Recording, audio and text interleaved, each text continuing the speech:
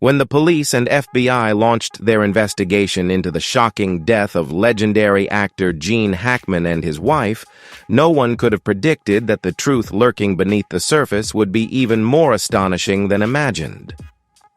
Investigators recently ripped up the aging floorboards in Hackman's mansion, only to uncover a shocking secret hidden beneath, one that left the entire team in stunned silence. These clues could change the entire story, and you won't believe what they found. Join us as we uncover the truth in this video. Hackman first discovered the charm of Santa Fe while working on film projects in the area, and the experience left him captivated by its magic. This deep fascination led him and his wife, Betsy Arakawa, to find a permanent retreat there. They acquired a property in need of major renovations and enlisted the expertise of studio architecture to bring their vision to life. Hackman meticulously shaped the home, merging Southwestern architectural beauty with his own personal style, creating a space that was both distinctive and deeply reflective of his artistic spirit. Perched atop a high hill on a sprawling 12-acre estate blanketed with piñon trees, Hackman's new home offered a stunning 360-degree view stretching all the way to the Colorado mountains. His love for Santa Fe was sparked while filming in the area, where he felt an undeniable magic that drew him in. Captivated by the location, he purchased the property and later enlisted renowned Santa Fe architects Harry Dapel and Stephen Samuelson of studio architecture to bring his vision to life, turning the house into a one-of-a-kind personal retreat. The house was in terrible shape when we first saw it, Samuelson recalled. It was a neglected concrete structure from the 1950s, abandoned and crumbling. But the location was incredible, and the foundation was solid.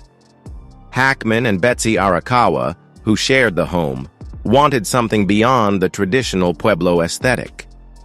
Instead, they focused on creating a bright, open space with an airy floor plan and French windows, elements not typically found in classic adobe architecture. The result was a striking fusion of styles, blending Pueblo influences with colonial New Mexico and touches of Spanish Baroque. "This house doesn't conform to a single style," Samuelson noted. "It has a raw, almost barn-like character, both grand and intimate at the same time." To enhance the sense of openness, the team removed nearly 90% of the original roof, elevating ceilings to an impressive 20 feet in some areas. The interior was completely reimagined, with walls torn down to create the expansive, flowing spaces Hackman envisioned. 3 smaller rooms were merged into the centerpiece of the home, a sprawling living area anchored by original tree trunk columns, plush, inviting sofas, and a cutting-edge sound system that filled the space with the music Hackman cherished.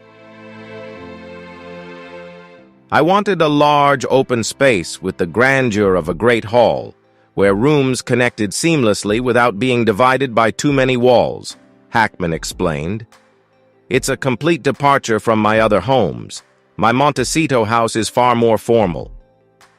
Infusing his home with what he called a cinematic illusion, Hackman meticulously designed the interiors to evoke a sense of history. He aimed for a refined yet lived-in feel, as if the house had evolved naturally over decades. "It's a new home, but we wanted it to feel like it's been here for over a century," he reflected. "Plastering is great, but I wanted water stains, as if the house had weathered years of leaks," Hackman explained. "I wanted some areas darkened, as if they had been touched by smoke over time." Convincing the plaster workers wasn't easy, but he was determined to achieve this lived-in effect. The result was walls that subtly shifted in tone, defining spaces without breaking the home's open flow.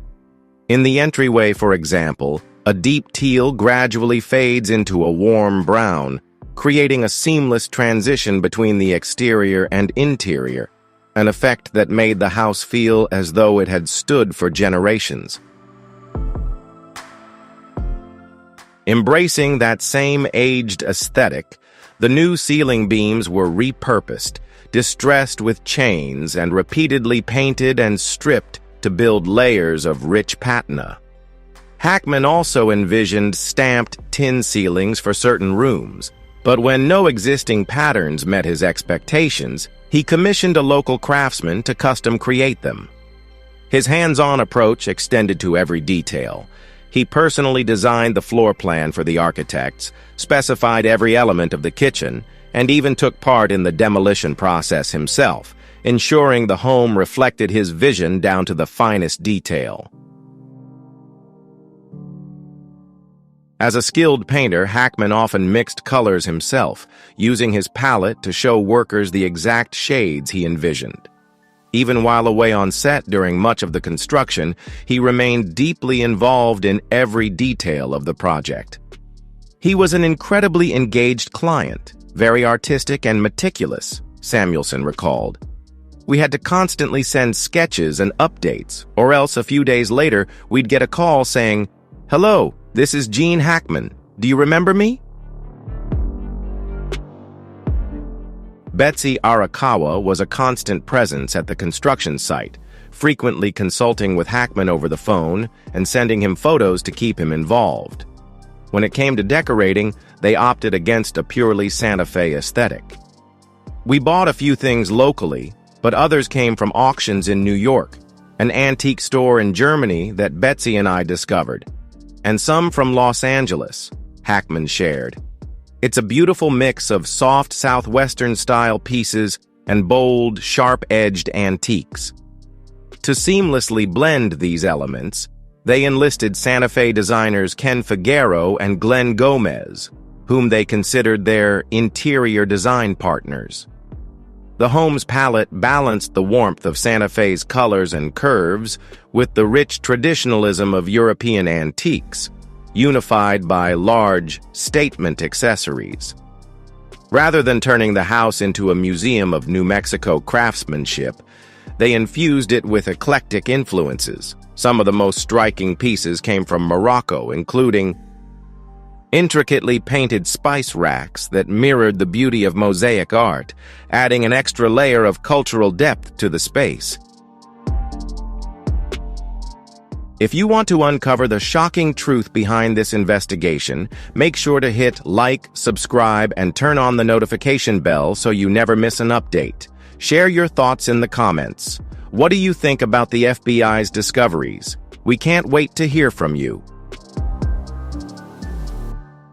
The house was designed as a peaceful retreat, a sanctuary where Hackman could escape for a few months each year when he wasn't on set. It was a place of solitude and creativity, free from the distractions of guests or extravagant gatherings. When inspiration struck, he would load his truck with canvases and oil paints, driving to the mountains to capture the landscape. Other days, he spent hours in the living room, lost in books and music, watching the desert shift colors as clouds drifted over the Santa Fe mountains. Hackman fully embraced a quiet, creative life. After retiring from acting in 2004, he devoted himself to painting and writing, drawing endless inspiration from his tranquil surroundings. His days followed a simple rhythm: morning walks, time in his studio working on art, and peaceful evenings with Betsy, enjoying the beauty of their secluded home. This home was Hackman's sanctuary, a refuge where he could retreat from the public eye and immerse himself in his personal passions without distraction. Though he embraced a reclusive lifestyle, he remained connected to the Santa Fe community, occasionally attending local events and supporting regional arts initiatives, a testament to his appreciation for the area's rich culture. However, his privacy was paramount. His home was a sacred escape, carefully shielded from the relentless noise of the entertainment world. Gene Hackman, one of Hollywood's most celebrated actors, lived a life shaped by love, hardship, and ultimate redemption. He was married twice, first to Faye Maltese and later to Betsy Arakawa. His journey through marriage mirrored the sacrifices and struggles of a career devoted to acting. While his first marriage ended in heartbreak, his second brought him the peace and stability he had long sought.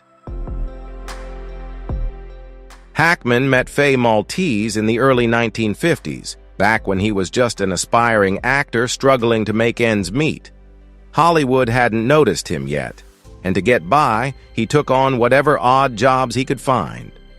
Faye, a secretary, saw something in him beyond his financial struggles. She believed in his potential. The two fell in love and married in 1956, embarking on a journey of sacrifice and determination. They started from scratch, moving between small apartments as Hackman fought to break into the film industry.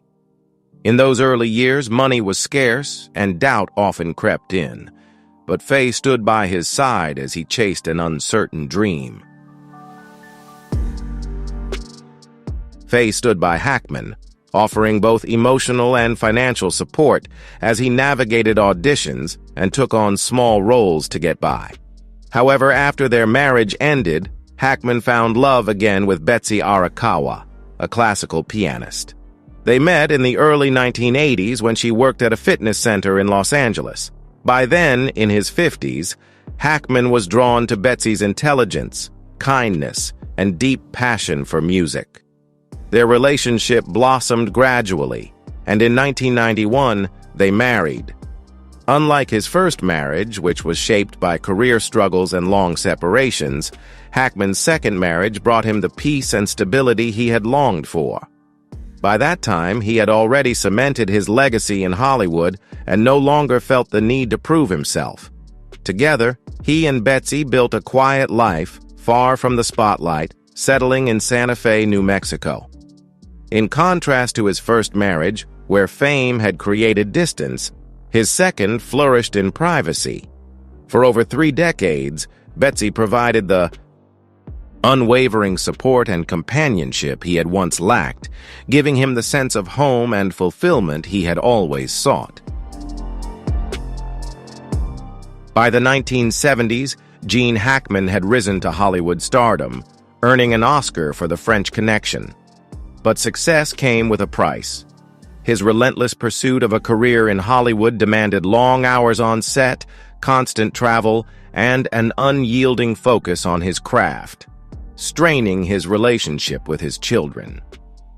Over time, the pressures of fame and distance created a complicated dynamic, leading to years of emotional separation.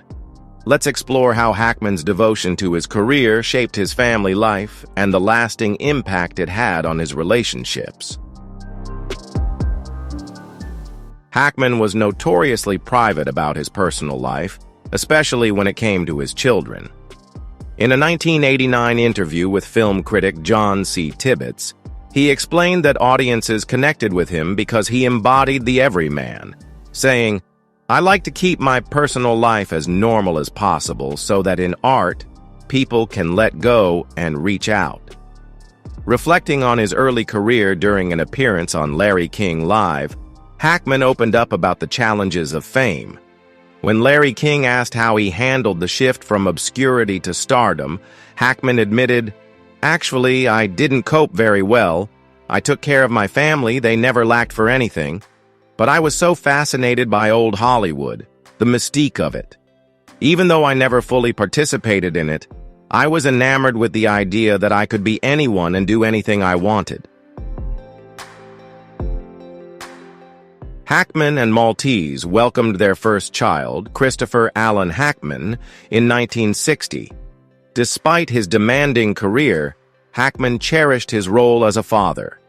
In a February 1984 interview with journalist Lita Powell Drake about the film Misunderstood, he was asked if there would ever come a time when he stopped hugging his son, who was in his 20s by then, and simply shook his hand instead.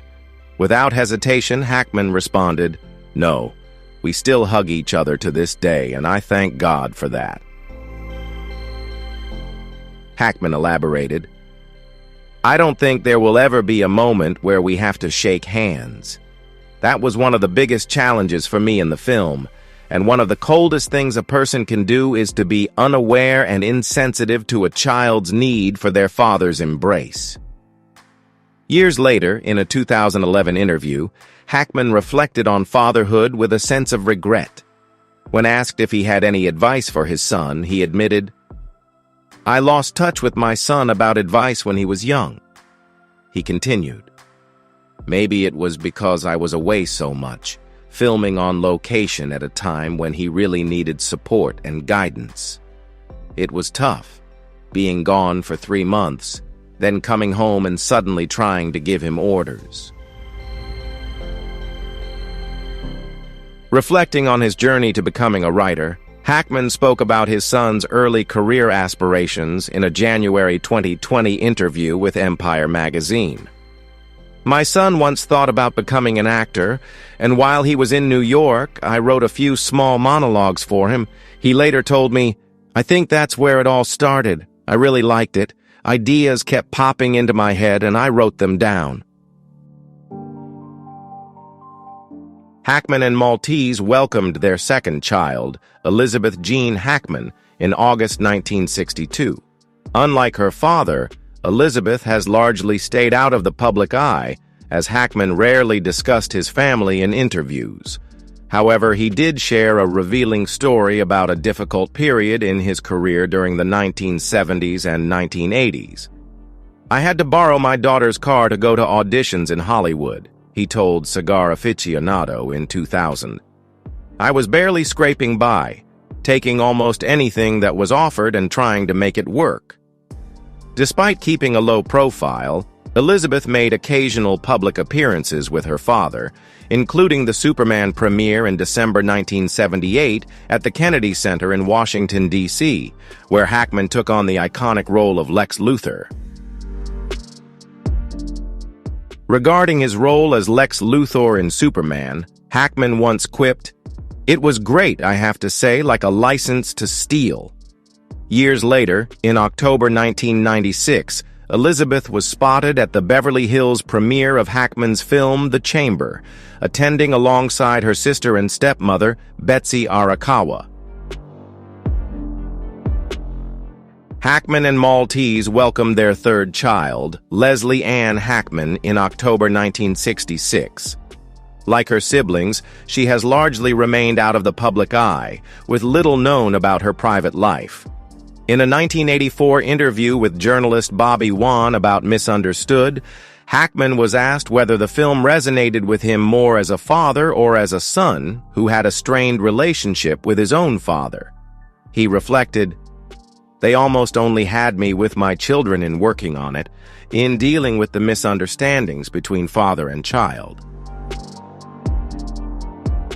Hackman spoke about his role, sharing a personal moment with his youngest daughter. "My youngest daughter watched the movie, and she was very moved by it. But I think she was affected because it was a film, not because I was in it. She liked it as a movie, and even introduced it to her girlfriends. They're going to see the screening next week. She really liked it, and I hope the older kids like it too." In a rare discussion about his children, Hackman revealed in an August 2000 interview with the Irish Independent that they played a role in his decision to continue acting rather than transition to directing. After acquiring the rights to Silence of the Lambs, he initially considered making his directorial debut, but ultimately walked away from the project, a choice he never regretted. "I didn't think twice about that decision," he shared. "My kids helped me see that it wasn't the best thing for me." Hackman also acknowledged the challenges his children faced growing up in the shadow of his fame. "I couldn't always be home with them as they grew up in California.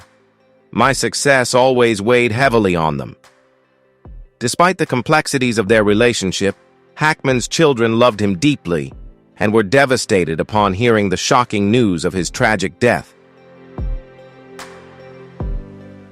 Gene Hackman and his wife, Betsy Arakawa, were found dead in their Santa Fe, New Mexico, home on February 26, 2025, sending shockwaves through Hollywood and leaving the world searching for answers.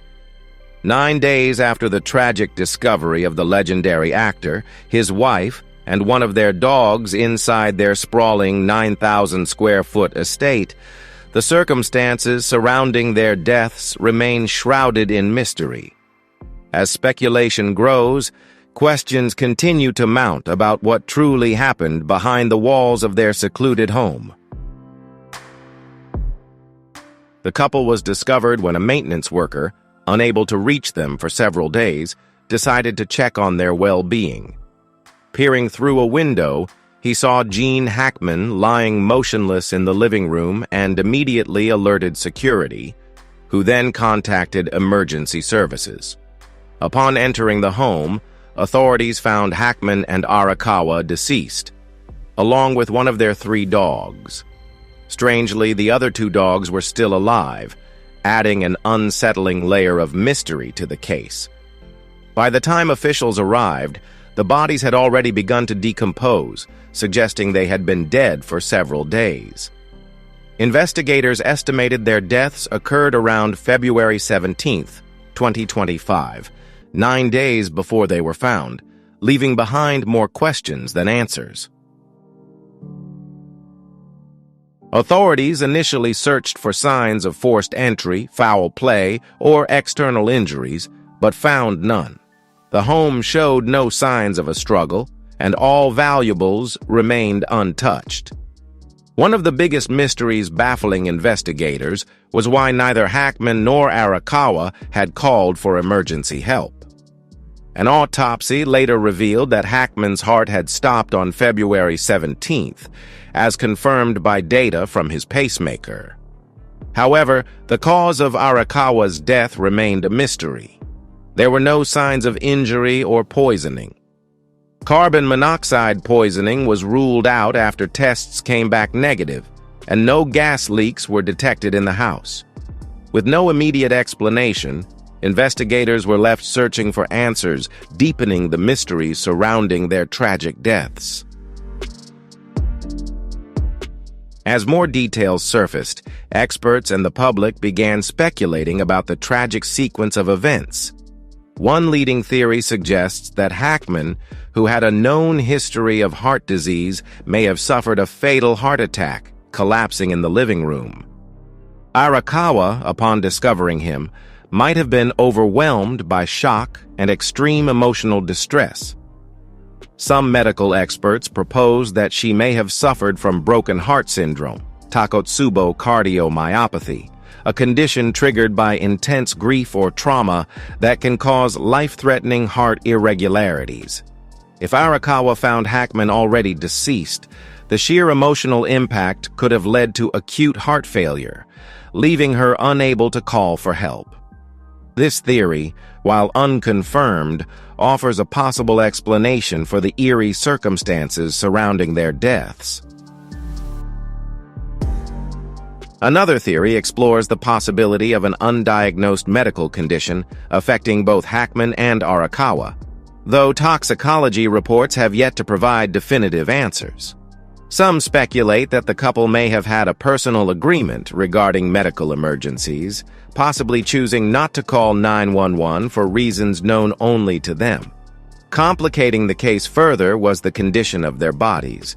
The dry, warm environment inside their home accelerated a natural mummification process, making it challenging for forensic pathologists to pinpoint the exact time and cause of death. As the investigation continues, the lack of clear answers only deepens the mystery surrounding their final moments. Additionally, questions have emerged about why no one checked on them sooner, despite the presence of security and staff.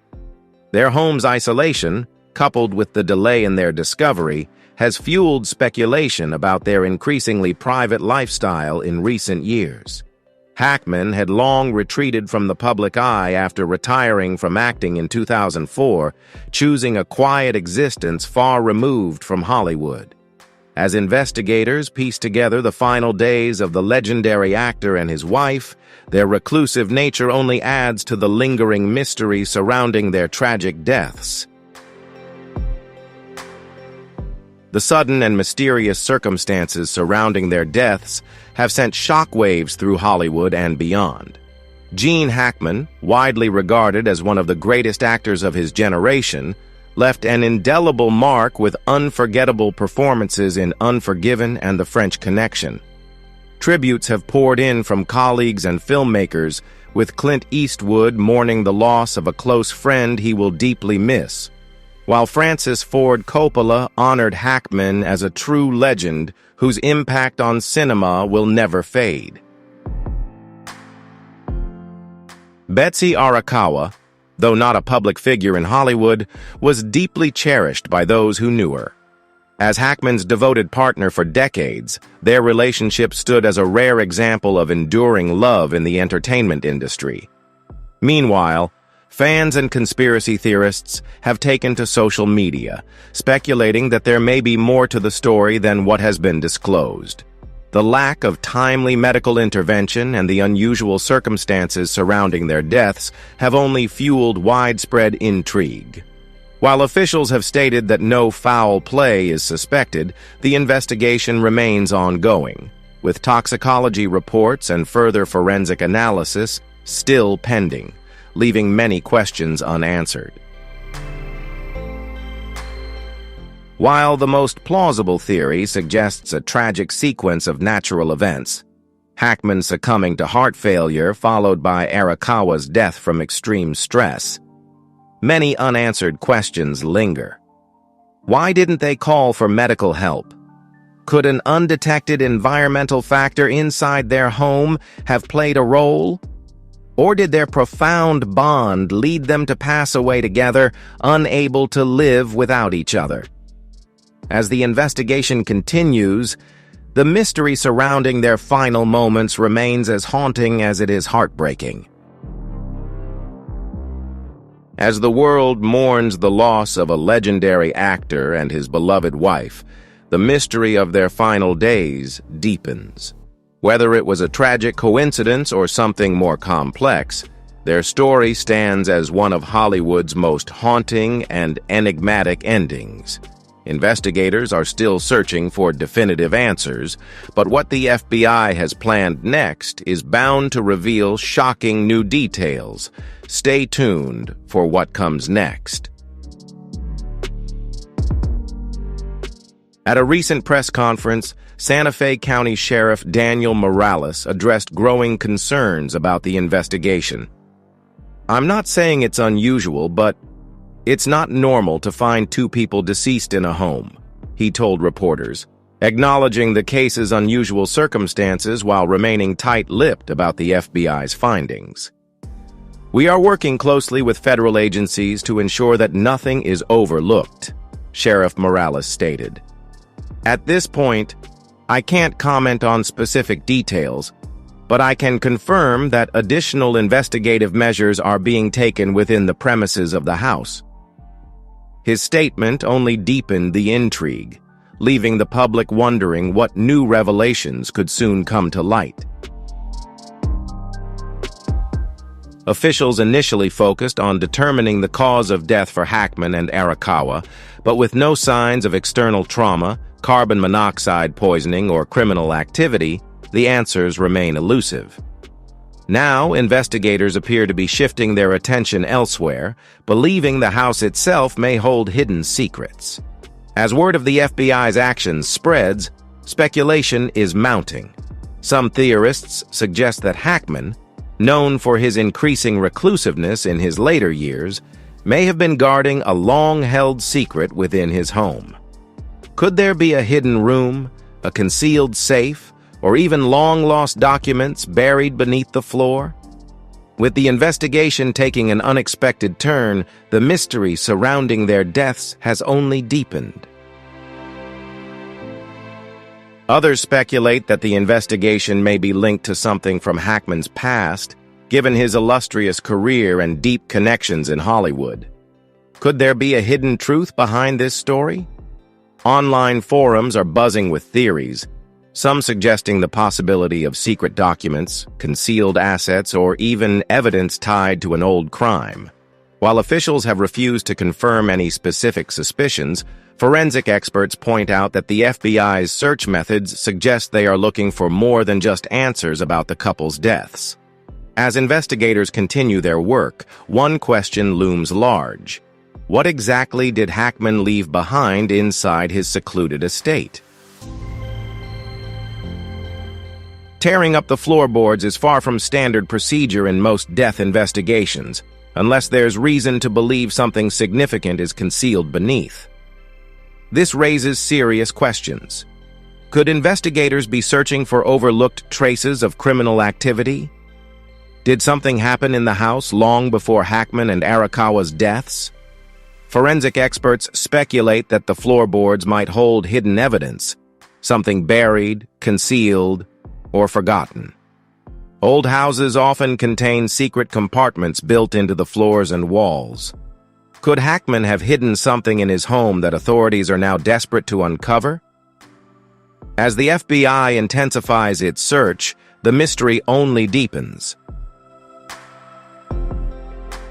Furthermore, the FBI's involvement, rather than just local authorities, suggests that federal investigators have a vested interest in this case, raising serious questions about what they might suspect.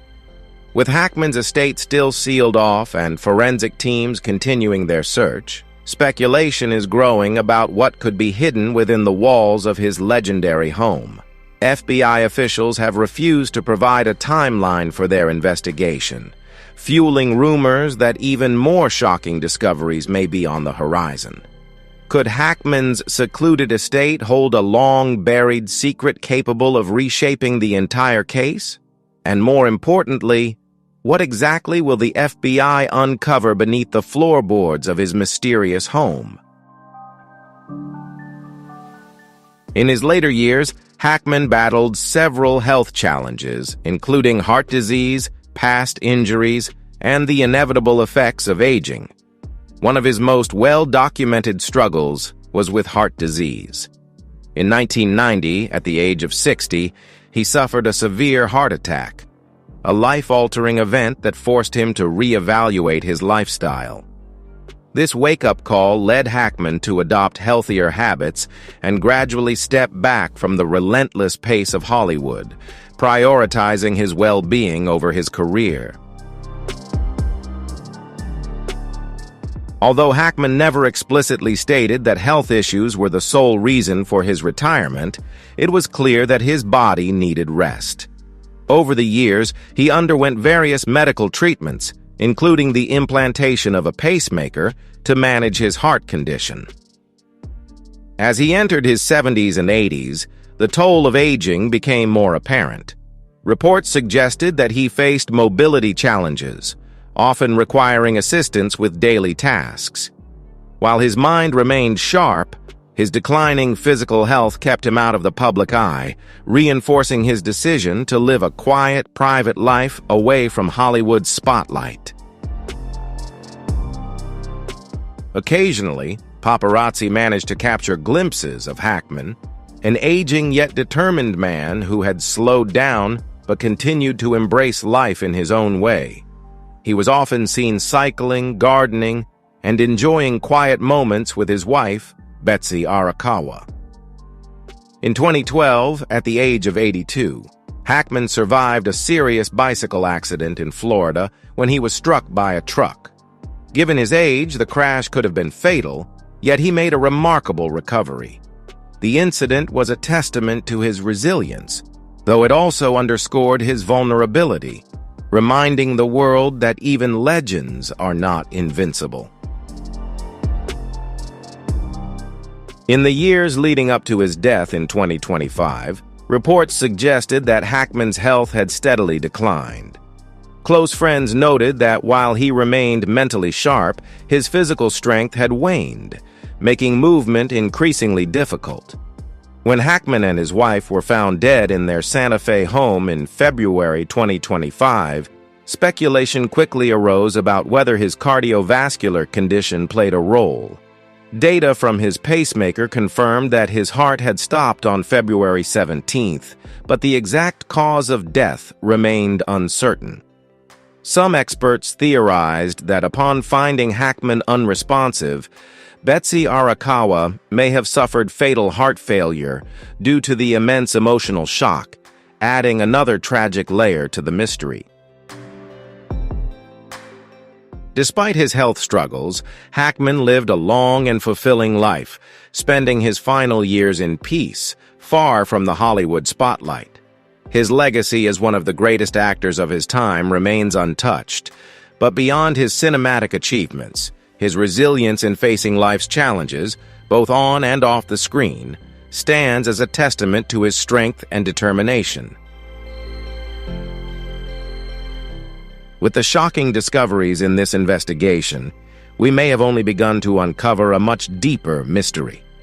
Were Hackman and his wife truly victims of an unforeseen tragedy, or is the FBI slowly unraveling something far more unsettling? As new revelations emerge, this story is bound to keep the public captivated, leaving many to wonder. What secrets still lie hidden within the walls of Hackman's legendary estate? Thank you all for watching. Let us know in the comments what you think might be hidden beneath Gene Hackman's floor. Stay tuned, and don't forget to subscribe so you never miss an update. See you in the next one. 6 questions, 6 knives stabbing into the buried truth beneath the perfect facade of a peaceful departure. But no departure is peaceful when the hand of the hidden one still lurks somewhere, between pieces that never quite fit together, between final breaths that no one truly hears. Gene Hackman is gone, but these 6 questions still await answers.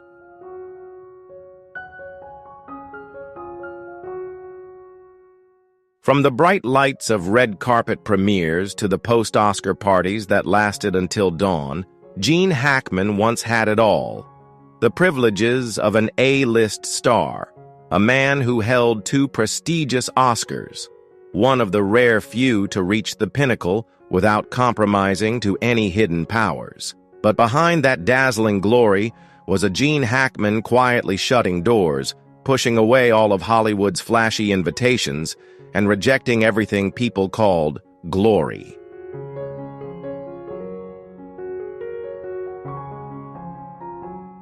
If you're curious about the story of Gene Hackman and the secrets of Hollywood, don't forget to hit like, leave a comment sharing your thoughts, and share this video with friends who might be interested. Be sure to subscribe so you don't miss out on the next exciting and surprising stories. Now, let's dive into this fascinating story.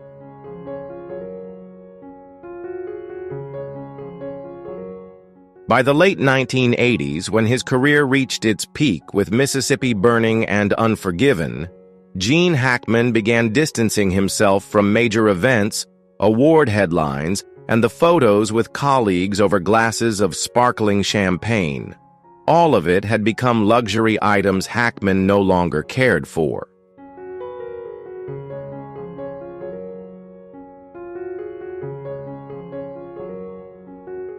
Hollywood had no loyalty, no conscience, only an insatiable hunger for profit. That sharp declaration wasn't a hasty remark, but the pinnacle of what he had seen, lived through, and absorbed into every fiber of his being during decades of struggle between the flashbulbs and the calculations behind the scenes. Hackman wasn't born to be an idol. He bluntly admitted that he never felt comfortable stepping onto a stage to accept an award. The way hands patted his back, the fake smiles exchanged behind the velvet curtains, the congratulatory handshakes that followed, each one felt like an unforgiving stab in the back. It all disgusted him.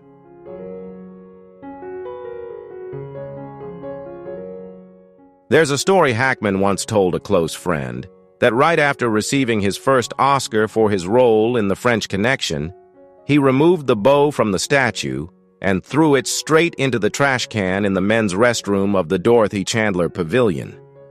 His frustration didn't erupt in a few fleeting moments. It was the culmination of decades of dissatisfaction.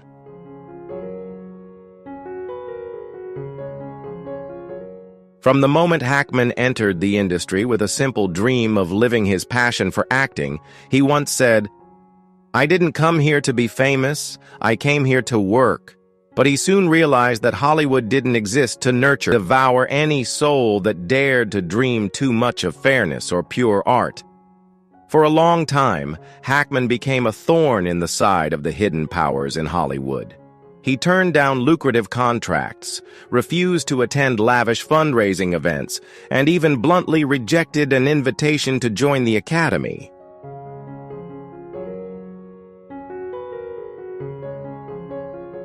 Hollywood was a massive trap where the weak were willing to betray each other just to survive a few more seasons.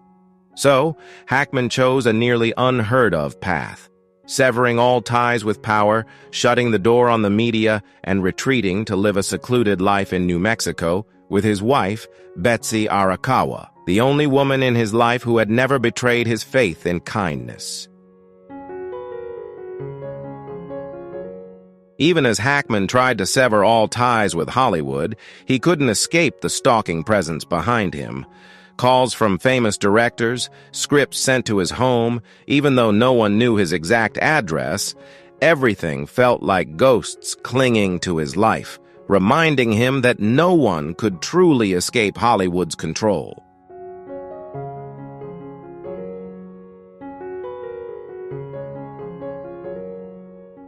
And the worst of it all, the thing that smoldered and consumed the work Hackman had tried to protect for decades, were the secrets he was forced to keep. Secrets about the backstage parties, the covert deals between powerful producers and young stars willing to do anything to step onto the red carpet. Hackman knew, and he hated himself for staying silent. So, in his final days, when sharp pains in his chest forced him to confront the limits of life, Hackman broke the vow of silence he had kept for nearly half a century. What he said became the first piece in the horrifying puzzle of Hollywood that he had witnessed.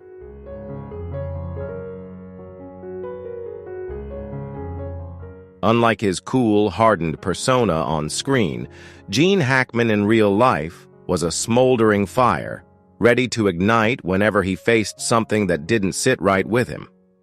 That fire burned its fiercest on the set of The French Connection in 1971, where Hackman took on the role of Jimmy Popeye Doyle, the character that cemented his legacy. But behind the film's raw, gritty realism was a period of intense tension, one that pitted the lead actor against a powerful film crew, turning the set into a silent battlefield.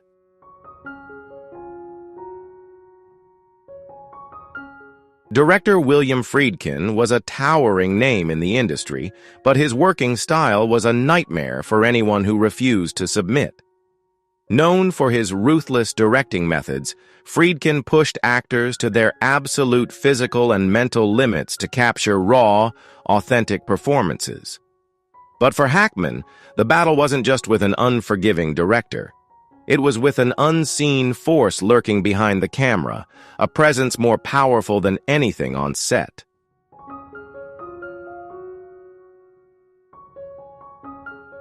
From his earliest days on set, Hackman could feel the eyes watching him, not just from the production team, but from somewhere else.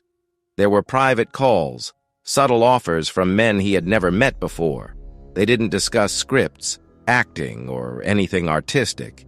Instead, they laid out conditions, terms in exchange for invisible support, the kind of backing that could make or break a career. Later, Hackman would call it the dirty deal behind the scenes.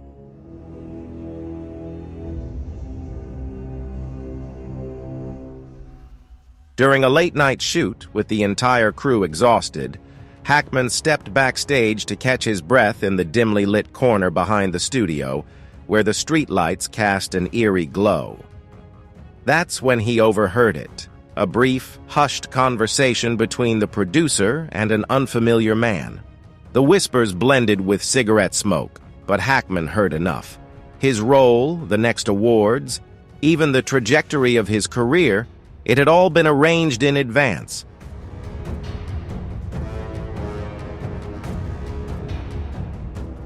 We need a fresh face, but one we can control." The voice was so cold it sent chills down Hackman's spine. By morning, his pent-up fury exploded. He confronted Friedkin and the producer directly, but the only response he received was weak smiles and defiant stares. That was the moment Hackman realized. In this game, actors weren't artists. They were pawns. The scenes he filmed weren't just for audiences. They were tools, pieces in a much larger scheme unfolding behind the curtain.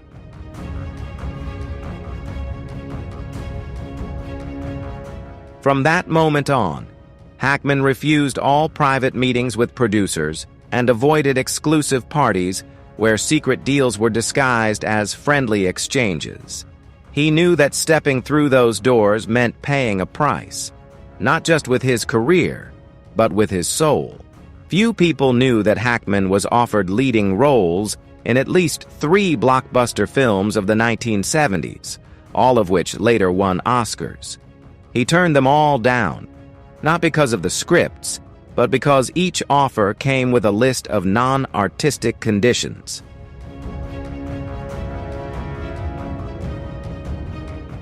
Private dinners with industry power players, undated contracts filled with vague clauses about promotional opportunities, and worst of all, demands that could never be put in writing. Demands so infuriating that Hackman reportedly tore a script apart the moment he finished reading it. There was an industry rumor, one Hackman never confirmed but had circulated for years, that he had witnessed a secret deal to rig the Oscars. A powerful producer quietly negotiating with an Academy media representative, not about the quality of a film, but about a post-award publicity package that would guarantee the win had nothing to do with merit.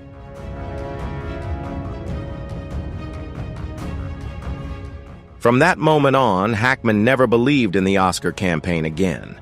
To him, the Golden Statue wasn't a reward for art. It was a trophy earned through handshakes in the shadows. And as the whispers echoed through the studio that year, night after night, Hackman knew he no longer belonged there.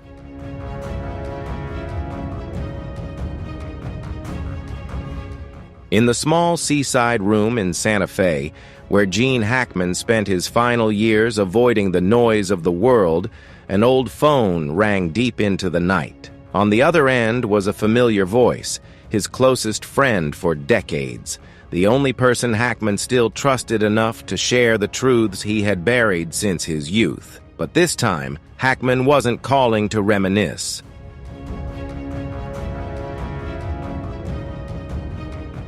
The stories he called to confess. Hackman's voice was hoarse, each word slicing through the air like a blade. He began with a sentence as cold as the night wind slipping through a cracked window. "We sold our souls for fame, and I can't die with this weight on my shoulders." Outside, the New Mexico sky was pitch black, but the real darkness filled the room where Hackman sat. No lights, unlike usual. The whiskey on the table held nothing but the memories he had tried to bury for over half a century. Now they were rising like a flood, unstoppable.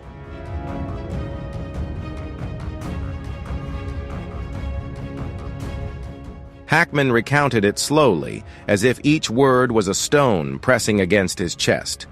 He spoke of a night in 1974, inside a Beverly Hills mansion, not just a gathering of A-list stars, but a room filled with powerful figures from media, production, and politics. It wasn't just a party. It was the night Hackman was first inducted into the Inner Circle, a group of veteran actors canonized by Hollywood in the press. Yet behind the curtain, they guarded secrets that could never be spoken.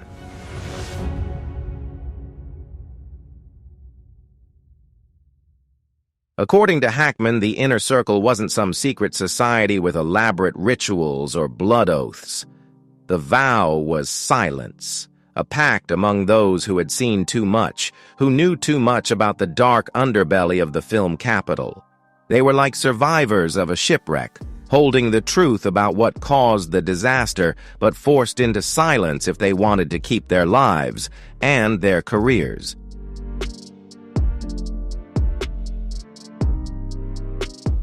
And the greatest secret Hackman carried throughout his life, the one that eroded his soul day by day, was the cover-up of Hollywood's most heinous crime.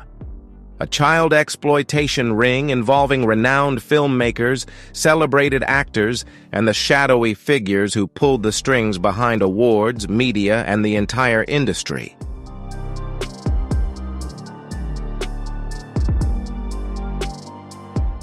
In 1975, Hackman and a few familiar faces, once famous actors who had since faded from the limelight, were invited to a private party. They thought it was just another opportunity to network with power, but what happened behind those doors haunted Hackman for the rest of his life. Beyond the velvet curtain, inside a lavish room, was a scene he could never unsee. Children, too young to understand what was happening, being used as entertainment for men who called themselves moguls.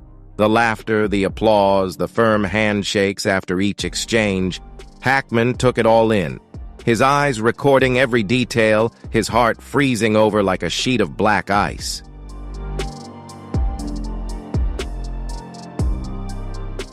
The next day, Hackman and a few fellow actors found themselves plunged into a living hell they never saw coming.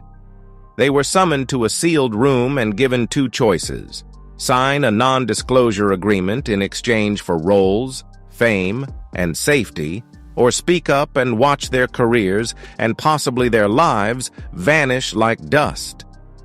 Hackman signed, not for fame, but because he understood that alone he couldn't fight the massive machine powered by money and influence. It wasn't just a confession, it was the tolling of a bell, swinging open the gates of hell, where Hollywood's dirtiest secrets waited to be exposed.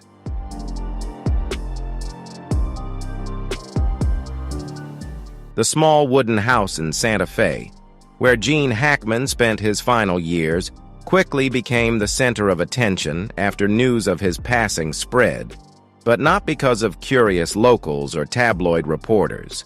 A different group arrived first, people who never stepped into the light. They didn't bring flowers, they didn't light candles, they came for the tapes.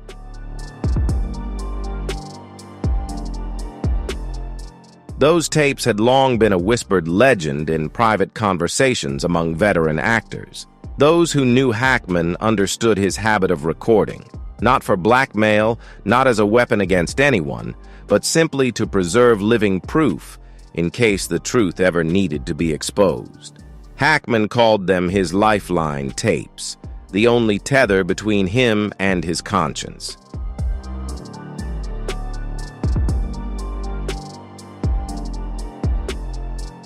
According to an anonymous insider, Hackman began this secret habit in the late 1980s, quietly recording phone calls with producers, negotiations over roles, veiled threats against young actors who refused to comply, and even off-the-record conversations between Hollywood's power brokers. He recorded everything. Each tape was a puzzle piece in what Hackman called the ugliest mosaic of power I've ever seen.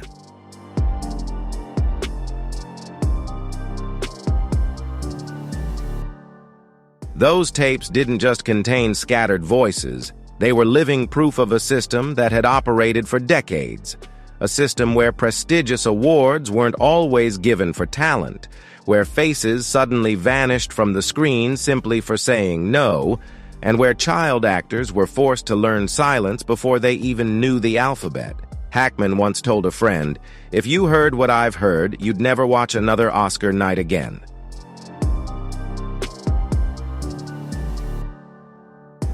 Now that Hackman was gone, so were the tapes. At the family's request, the Santa Fe police conducted a thorough search of the house, secret drawers, hidden compartments in bookshelves, even scanning every floor tile. No tapes, no cases.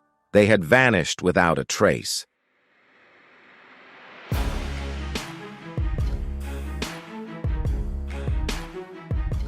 Hackman's family, especially his cousin who lived next door during his final 10 years, confirmed seeing old tape reels neatly stacked inside a worn leather suitcase. Hackman never explained them. He only gave one instruction: If anything happened, they were not to be opened. Instead, they were to contact a single name, a former friend who had never appeared in any public photographs.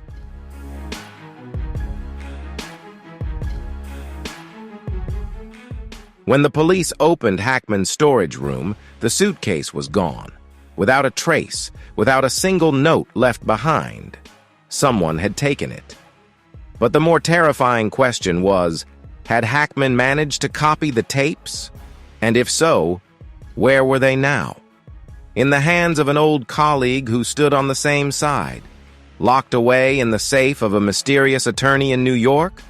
Or had they already made their way to a newsroom, where journalists sat on a ticking time bomb, just waiting for the right moment to detonate?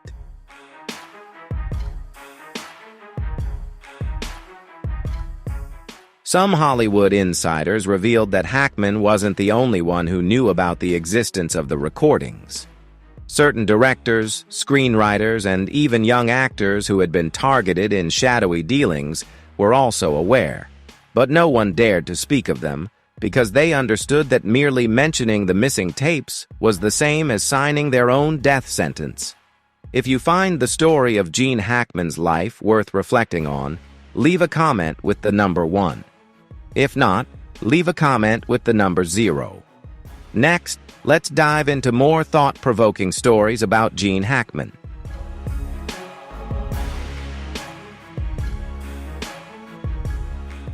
As the lights dimmed over the empty streets of Santa Fe, only questions lingered in the darkness. What fragments of truth had Hackman left behind? And who, or what force, held the power to decide whether those secrets would ever come to light? Hollywood remained silent as if nothing had ever happened, but those who knew Hackman understood. The tapes weren't lost. They were merely in hiding, waiting for a hand brave enough to pull back the curtain of truth.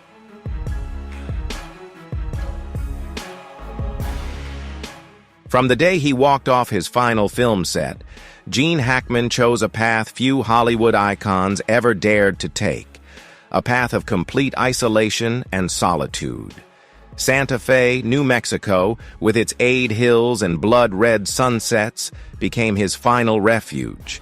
A modest wooden house, no towering gates, no walls, no guards.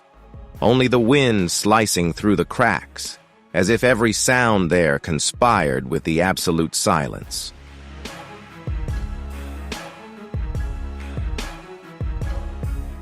Hackman tried to move on, but even there, Hollywood never truly let him go. "You can leave Hollywood, but Hollywood will never leave you alone," he once said during a private meeting with a few old friends in 2005, a statement that would linger like a haunting curse. One of those present recalled that Hackman spoke with a quiet demeanor, but beneath the surface lay a smoldering fear, the fear of a man who had seen too much, knew too much, and carried secrets that were never meant to exist.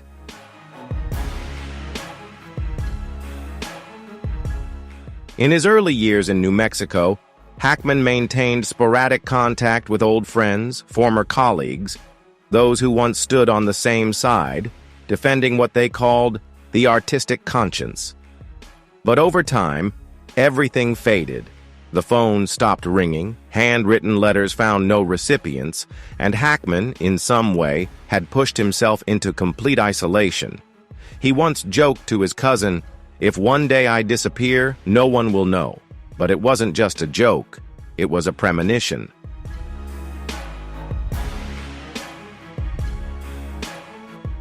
It was this very cousin who, after Hackman's death, began experiencing strange occurrences for years. Mysterious cars parked at a distance, sometimes speeding off into the night with no one in sight. Eerie late-night calls with only the sound of faint breathing before abruptly hanging up, nameless letters containing only a few handwritten words. "We see you."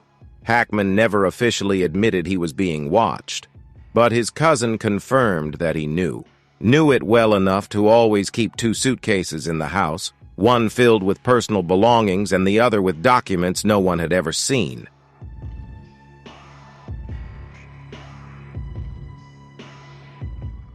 Hackman lived like an exile in his own home, always ready to leave everything behind and disappear if necessary. Why? Because of what he knew and what he carried with him in his final years. He rejected every invitation to return. No honorary Oscar, no Lifetime Achievement Award, no anniversary tributes. Partly because he despised Hollywood's hypocrisy, but mostly because he knew that the moment he stepped beyond the safe confines of Santa Fe, the old hands wouldn't hesitate to reach out and squeeze the last breath from his throat.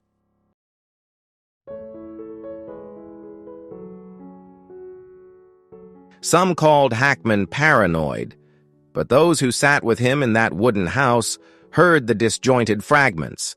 The late-night parties in Beverly Hills, the deals made behind closed doors, the young stars who never got their chance to shine. They knew Hackman wasn't delusional. He was simply the last of the few who had lived long enough to tell the story. But no one knows if those stories ever escaped Hackman's lips in time, or if they followed him into the abyss of eternal silence.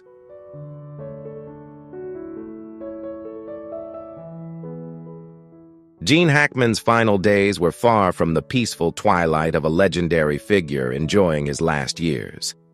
Instead, they were suffocatingly tense, as if his final breaths were being choked away, each faint glimmer of daylight swallowed by the shadows of memories he could never erase. About 3 weeks before his death, his cousin noticed something unusual. Hackman, who had severed most ties with Hollywood long ago, was suddenly making calls. Not to younger colleagues, not to journalists who had once sought him out, but to a few old faces. Faces that belonged to a secret circle of silence, a pact Hackman had broken years ago.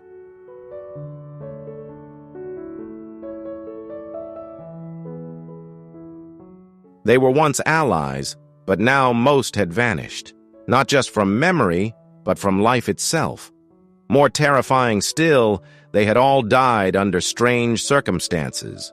Midnight car crashes, fatal falls down their own staircases, or sudden unexplained deaths in the lavish mansions of Beverly Hills.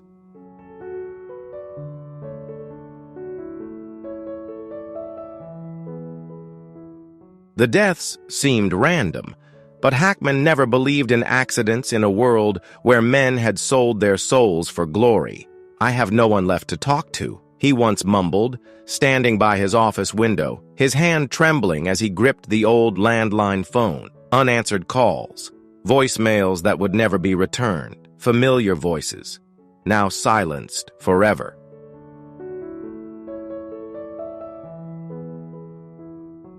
In the desk drawer of Hackman's office after his death, a series of scattered notes lay written in shaky, uneven handwriting. No beginning, no end, just hurried fragments of an unfinished puzzle scribbled onto crumpled paper, but one line stood out.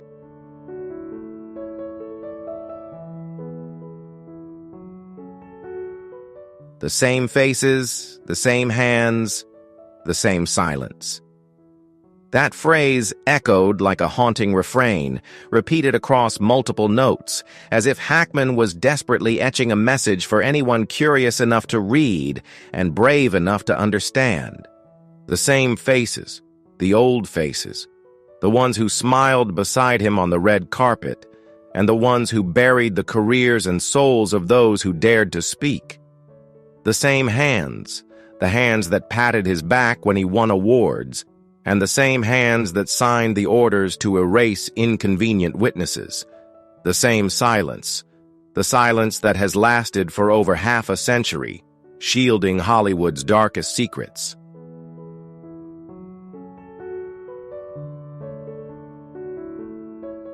Gene Hackman's death, when officially announced, had a neat and tidy cause, natural causes.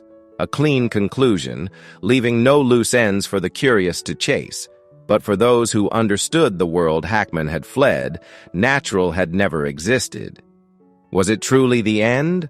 Or Hollywood's final warning to those who dared to break the rules? An old friend, one of the few survivors, spoke to the press after Hackman's funeral.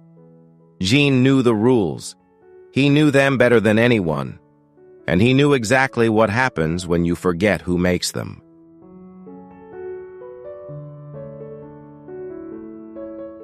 Gene Hackman's story didn't end with a quiet grave in Santa Fe. It ended with the slam of an office door behind him. The first officer stepped into the wooden house, where a silent landline sat by the window, and beneath a drawer lay the final note, "I never wanted to survive." Gene Hackman closed his eyes, but his last words echoed, not as a farewell melody, but as a scream tearing through the glittering mask Hollywood used to hide its decaying conscience. That secret. Who dares to hear it all?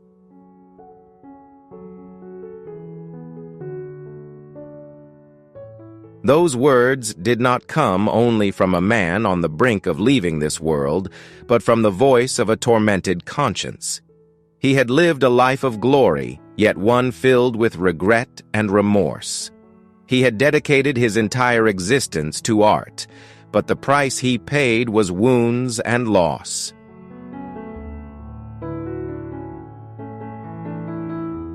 In his final moments, he could no longer remain silent. He had to speak the truth, even if it had the power to shake the world. Those who are left behind, will they dare to face it? Will they have the courage to hear it to the end, or will they choose to cover their ears, shut their eyes, and continue living in illusion and deceit?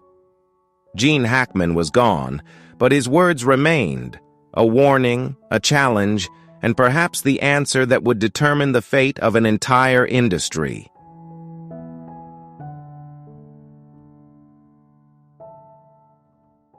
If you're surprised by the story of Gene Hackman and the secrets of Hollywood, don't forget to hit like, leave a comment sharing your thoughts, and share this video with friends who might be interested.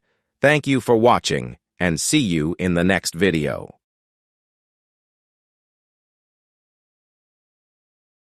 Hi everyone! Have you ever wondered what secrets might be hidden behind the walls of a famous house?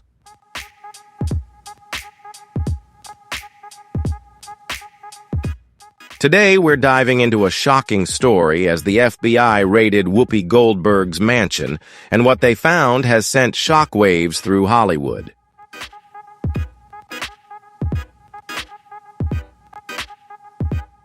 Strange artifacts, secret documents, and unexpected details are slowly being revealed. Could this be a big secret that Whoopi Goldberg has been hiding all these years?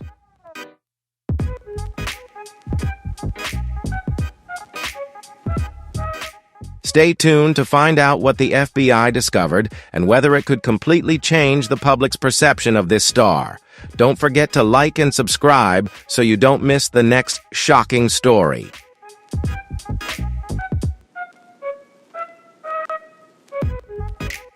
In the middle of the night, the FBI suddenly appeared at Whoopi Goldberg's luxurious mansion, turning it into the center of attention. Red and blue lights flashed through the night, reflecting off the mansion's sturdy walls, while a series of government agents secretly surrounded the property. Their presence not only shocked the public, but also sparked a wave of conspiracy theories. What could have prompted the FBI to intervene in the private residence of a famous Hollywood star? Is Whoopi Goldberg, an actress known for her strong opinions, hiding a shocking secret?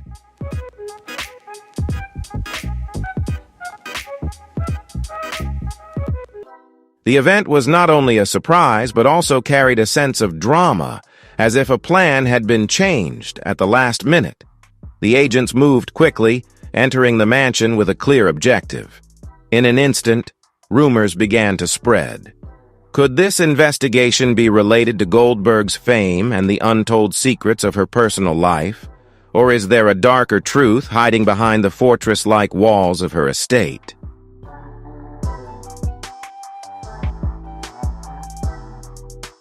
According to sources, the FBI discovered something historic, a finding that could completely change everything people have previously thought about this veteran actress. However, so far, all the details have been kept under wraps, making the public and the media even more curious. Whoopi Goldberg has been a Hollywood icon for decades, not only because of her acting talent, but also because of her outspoken nature and influence. But now, people have to ask, is she hiding something that no one knows about?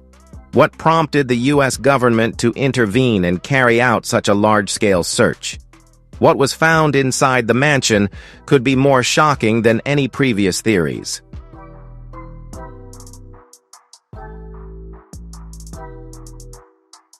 From the outside, Whoopi Goldberg's mansion looks like an impenetrable fortress, isolated from the hustle and bustle of the outside world. But could it be hiding secrets more terrifying than anyone could imagine? This vast estate is not only a haven of wealth, but also a completely secluded place with towering walls and a large gate.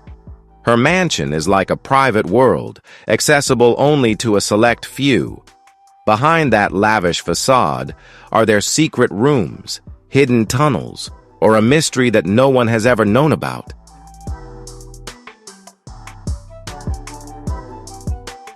Upon entering, you'll immediately feel the atmosphere of power and absolute security. The state-of-the-art security system, with a series of surveillance cameras and a strong security team blocking every entrance, makes it nearly impossible for even the most seasoned paparazzi to get close. The house seems designed not only to protect privacy, but also to hide something. So, what is really behind those walls? What the FBI discovered could completely change the way the world views Whoopi Goldberg.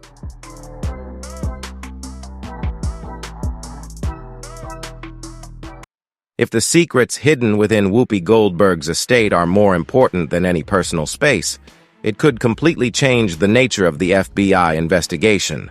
There have long been rumors about the existence of secret passageways and underground tunnels hidden beneath this lavish mansion. Many even believe there's more to it than just expensive furniture and lavish art.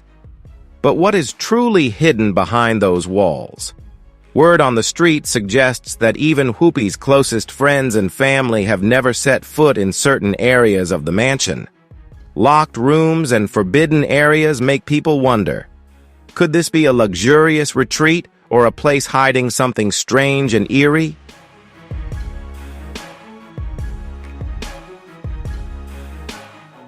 Don't forget to like if you were shocked by these discoveries, and make sure to subscribe to stay updated with the latest, most shocking news from Hollywood.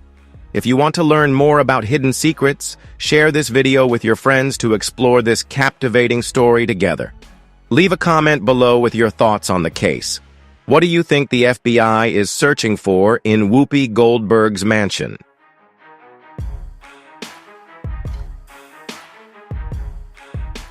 The FBI raid could just be the tip of the iceberg, with the truth buried deeper beneath the mansion. One of the most troubling theories is that the FBI isn't searching for Whoopi Goldberg, but rather someone or something hidden within the estate. If there is indeed a hidden figure here, a dangerous witness, a captive victim, or even a political figure in hiding, the entire picture would change. These concerns were only heightened when the media realized the scope of the raid wasn't limited to Hollywood. It sent shockwaves worldwide, raising questions about the FBI's true motives. Are they hunting a suspicious business partner, a mysterious political ally, or even a member of Whoopi's family involved in a much larger conspiracy? No one knows for sure what prompted the FBI to take such drastic action, but one thing is clear.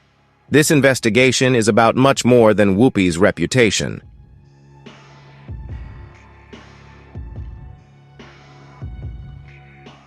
If the reports are accurate, the raid could be connected to darker secrets. Secrets that could shake Hollywood and American politics to their core. Some believe the government may have underlying motives for targeting Whoopi Goldberg's estate. In addition to being a famous actress, Whoopi is also a powerful figure in politics and society. She is outspoken with sharp, controversial views, which have often upset both the public and the political establishment. Throughout her career, Whoopi has been involved in several scandals, some related to her political views, others tied to her personal life. Could the government be using this investigation to gather information about her and those involved?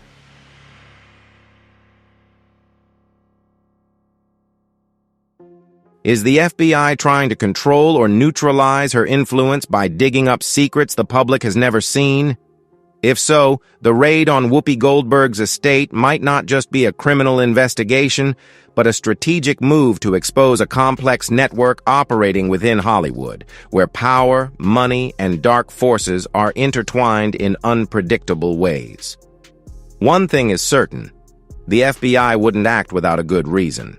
When they spent hours searching Whoopi Goldberg's mansion, they didn't wander aimlessly through a lavish apartment but focused on specific areas. This means they had precise intelligence about where to look. The question is, what did they find?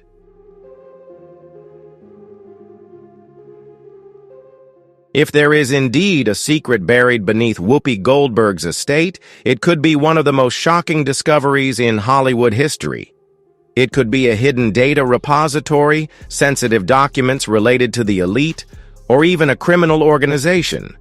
Whatever it is, it would completely change the public's perception of Whoopi and those connected to her.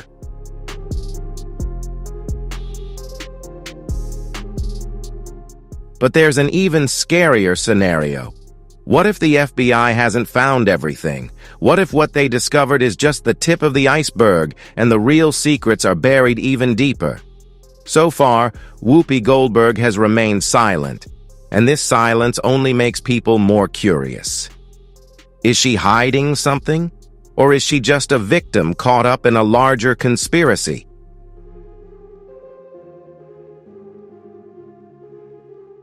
Whatever the truth may be, the raid has raised a series of questions that may take a long time to answer. Hollywood has seen its fair share of scandals, but if what the FBI is searching for is more serious than the public can imagine, this story could be much longer and more complicated.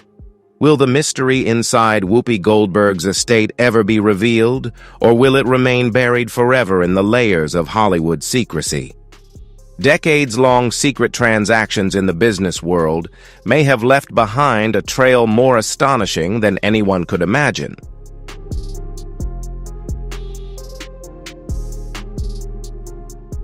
Do Hollywood stars have something to hide? If the FBI uncovers shocking secrets in this investigation, Whoopi's reputation and relationships could be scrutinized under a completely new light. Reports suggest that the information stored there could rock the world, so stay tuned for more updates. This may not just be an ordinary raid. What the FBI discovered in Whoopi Goldberg's estate has left many shocked. During their search, agents uncovered strange, even puzzling items that are completely out of place for a Hollywood star.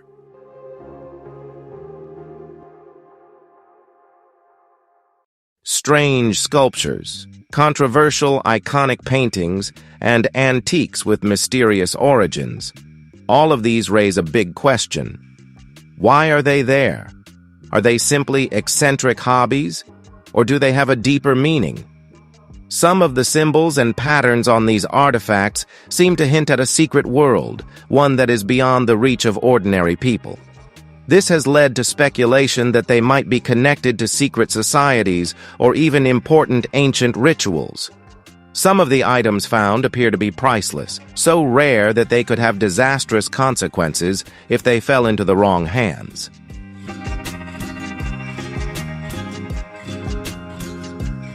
This makes many wonder, is Whoopi hiding a bigger secret? Or is she simply a passionate collector of strange items? In the ultra-wealthy world of Hollywood, there are rumors that stars own artifacts that are not only valuable materially, but also hold historical or spiritual significance, and they hide them to prevent them from falling into the wrong hands. Could these items simply be personal hobbies, or are they signs of mysterious connections and undisclosed partnerships? The presence of the FBI only adds to the intrigue surrounding Whoopi's estate. But one thing is certain, this is far from over.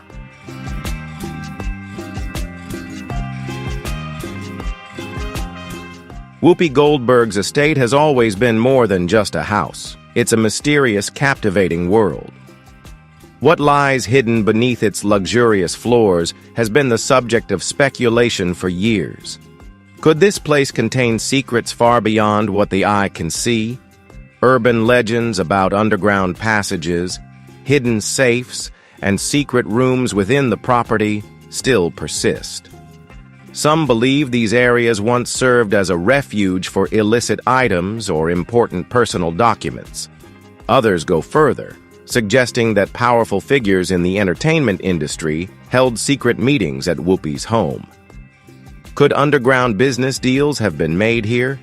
The more FBI investigations unfold, the stranger the rumors become. Is Whoopi Goldberg's mansion simply a place for the rich to unwind? Or is it a secret gathering spot for the elite? These speculations are fueled by reports suggesting that her home may have been the site of discussions and negotiations between influential individuals. This only increases the public's curiosity about a darker side of Hollywood that few dare to openly address.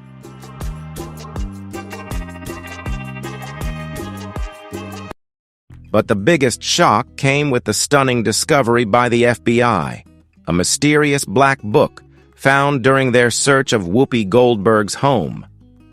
The existence of this book could completely change the game. Could it contain the names of Hollywood's most powerful figures? Which politicians, business tycoons, or celebrities are involved in secret activities? According to multiple reports, a black book like this could link prominent individuals to questionable financial transactions, murky power relations, or even illicit activities. If such a list exists, it could shake a system that has long been built on secrecy. No one can predict the consequences, especially when powerful organizations get dragged into the investigation.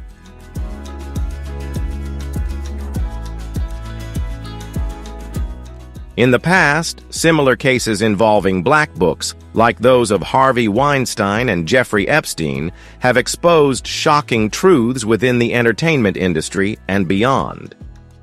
Could Whoopi's black book be the next piece in a larger investigation into hidden power structures within politics and business? The full consequences of this discovery are still unclear, but it's undeniable that it has triggered a series of events that could change history. The FBI is said to have seized several important financial documents as part of their investigation into Whoopi Goldberg's estate. Are they searching for something bigger than fame? A secret that has been hidden in the shadows for a long time? Or is this just a link in a larger conspiracy involving the forces behind Hollywood's spotlight?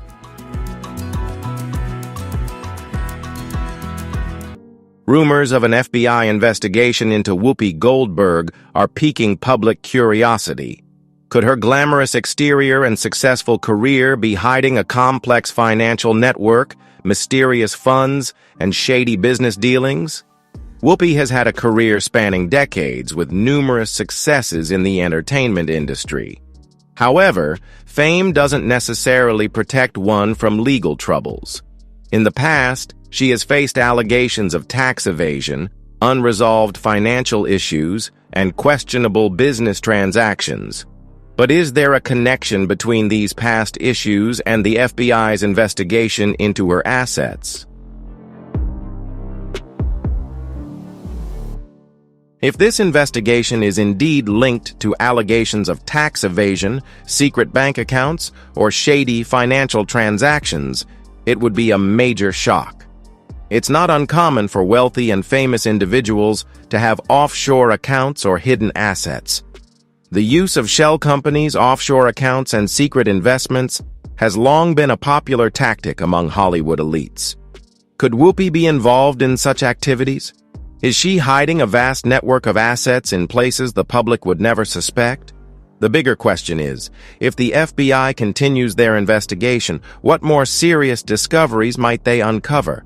A complex financial network, ties to influential international organizations, or even connections to organized crime? These possibilities are sparking public intrigue, especially as investigators are said to have gathered a large amount of financial documents during the search of Whoopi's property. This also opens up a broader discussion about how Hollywood stars manage their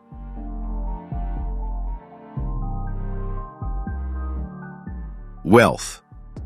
It's not uncommon for wealthy individuals to hide assets to avoid taxes or protect their wealth from strict regulations. But if there is evidence of secret transactions, this could become one of the biggest financial scandals Hollywood has ever seen. What's notable is that when rumors of the FBI raid spread, Whoopi Goldberg remained calm and denied all speculation. But will her reaction be enough to clear her name? Or is it just an attempt to protect her reputation before the truth is exposed? If investigators do find evidence of hidden transactions or a large sum of undeclared money, the next twist in this story could be the most shocking revelation yet.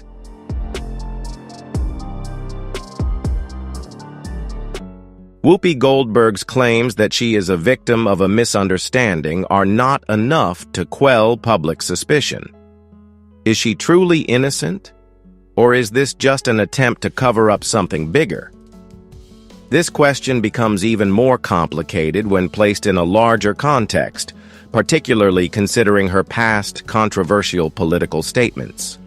Could the FBI investigation be a response to Whoopi's outspoken criticism of government policies and powerful figures?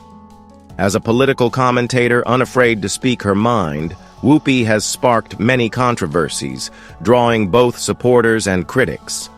Her defenders argue that the investigation is just another attack on a powerful woman in Hollywood, while others point to the contradictions in her statements on ethics, fairness, and transparency.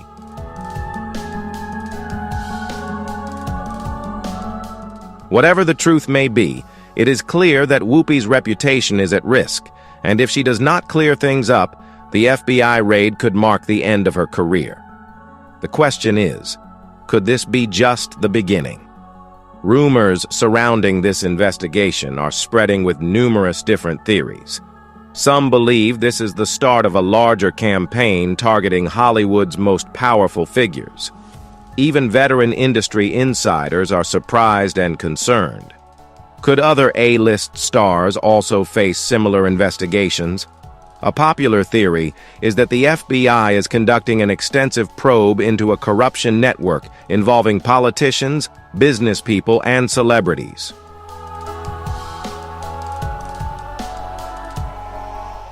History shows that raids like this can have a domino effect, leading to a series of arrests and follow-up investigations. Could there be a large financial conspiracy at play? Who will be the next to get caught up in this whirlwind? The mystery surrounding the case deepens as the FBI has yet to release details on what they found during their search of Whoopi Goldberg's home. After all, what do the seized documents contain? Do they relate to personal finances, politics, or something even more serious? The silence from authorities only fuels public speculation.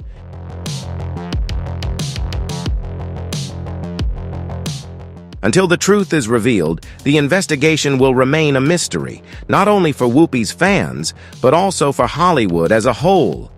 If the FBI uncovers serious wrongdoing, this could become one of the biggest financial scandals in entertainment history. And if Whoopi is charged, the story will go beyond her. It could spark a purge of unprecedented scale. The story of the FBI investigation into Whoopi Goldberg remains shrouded in mystery. Is she truly involved in a financial scandal, or is it just a misunderstanding blown out of proportion by the media?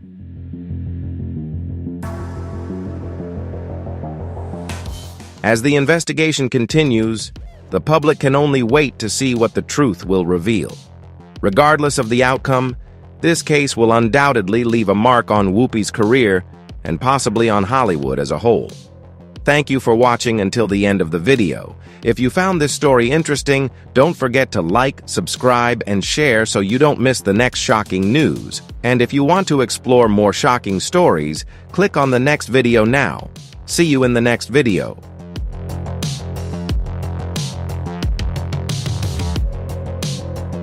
In today's video, we're diving into a mysterious and emotional story about Gene Hackman, a Hollywood legend who chose to spend his final days in silence alongside the woman he loved, Betsy Arakawa.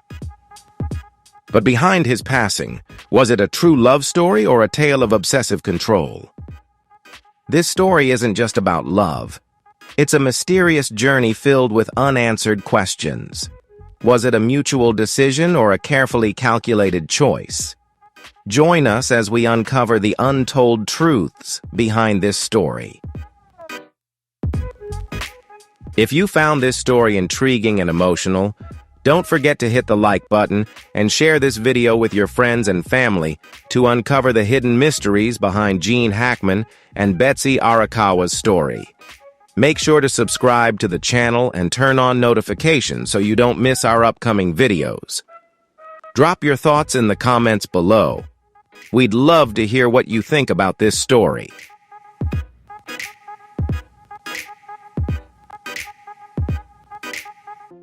Santa Fe, a vast arid land stretching beneath the fiery hues of the sunset, where gentle breezes glide past cacti and weathered adobe bricks. In a quiet corner of this landscape, in a simple yet sunlit home, Gene Hackman and his longtime partner, Betsy Arakawa, lived out their peaceful days. At 95, Gene Hackman remained strong, his masculine charm, once captivating Hollywood, still flickering in his eyes, and in the soft smile he gave while brewing a cup of green tea, stepping onto the porch to greet the morning light. His beloved daughter, Leslie Ann Hackman, called these her father's golden days, not in a sorrowful sense, but as a testament to his enduring vitality. To Leslie, those final years were still full of life, just as her father had always lived, aging yet unwaveringly strong. Leslie told Daily Mail on February 27 that her father loved practicing Pilates and yoga, maintaining his routine several times a week. Remarkably, at 95, Gene Hackman still upheld his daily exercise habits. His neatly rolled dark blue yoga mat, resting in the corner of the living room beside a silver Pilates ball, stood as quiet reminder